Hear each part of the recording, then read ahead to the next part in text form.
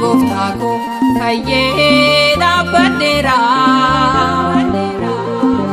utu akkana mati rafatamira ani enyu gofta kan sein jallatame ijara rakeni famalalame tola ken goftako kayyeda badera utu akkana mati rafatamira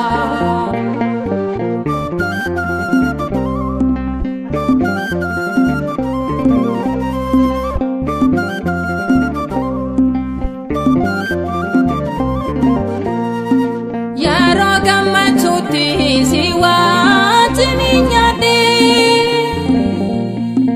yaro dhibbukeetti hin beekun kakadhe fayyina koo dhufnaan garaan koo jabaate fannoo tolchi baase cubbuun koo baay'ate ani eenyu gooftaa kan sein jallatame ijara rakeni famalalame tola ken goftako kayyeda badera utu akkana mati rafatamira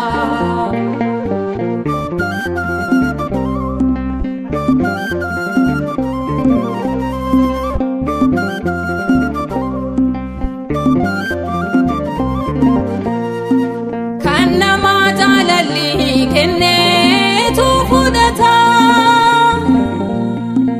irrise hiixate guutuu hamma har'ata kan kee liqiin qabu tolaa hundumtisa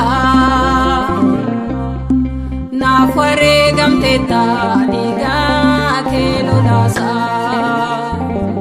ani eenyu gooftaa kan sein jallatame ijara rakeni famalalame tola ken goftako kayyeda badera utu akkana mati rafatamira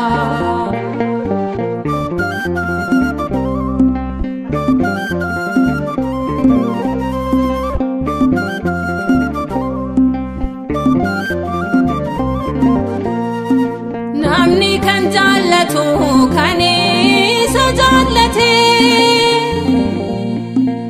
akka kee diina isaaf eenyu kan dhaabbate daddarba koo maraa kan naaf irraanfatu Iyyasuus malee hin jiru eenyutu ani eenyu gooftaa kan sein jallatame ijara rakeni famalalame tola ken goftako kayyeda badera utu akkana mati rafatamira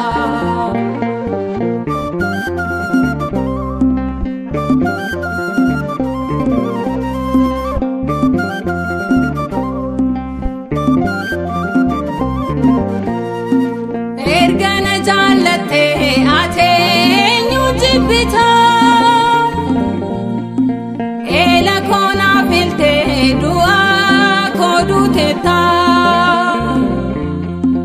atoo jechaan olii maal jedhee si waamu